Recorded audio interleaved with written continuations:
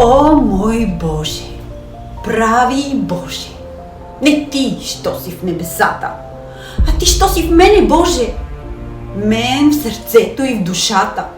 Не ти, комуто се кланят калугери и попове и комуто свещи палят православните скотове. Не ти, що си направил кало мъжът и жената, а човек си оставил род да бъде на земята. Не ти, който си помазал царе, папи, патриарси, а в неволя си зарязал моите братя сиромаси.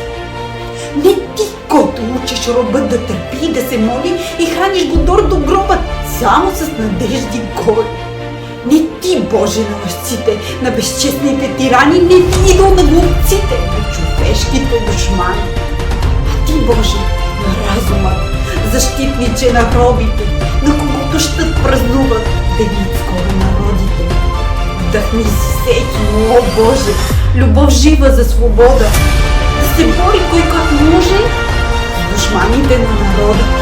Укрепи мен ръката, да тогава стане робът в редовете на борбата, да си найда и аз гроба.